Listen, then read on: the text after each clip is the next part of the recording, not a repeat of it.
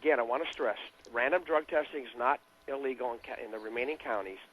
However, what has occurred over time is that the courts have ruled so narrowly in favor of the accused that it almost is a flip of the coin as to whether or not you're going to win your case, because if an employer terminates somebody for a random drug test, you can count on being sued for unlawful termination.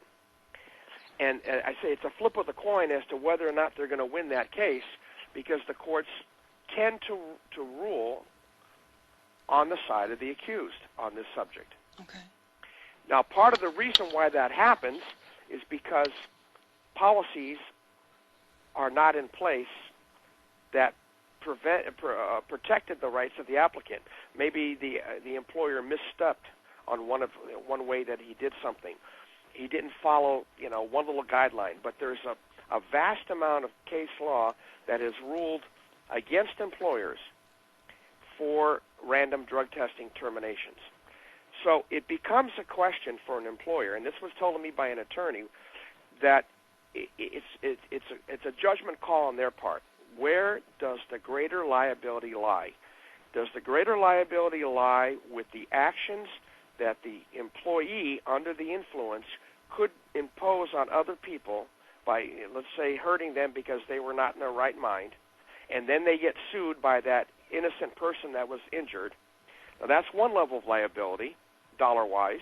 Or is the greater liability the terminated employee who sues you for wrongful termination? And that's a lousy choice, but that's what it's boiled down to in California. So what are the benefits of doing random drug testing then? Well, the advantage of doing random is probably not a good idea. Okay. You're going to be sued from one of two people, guaranteed. Okay. Better is not to bring them on board to begin with. Right.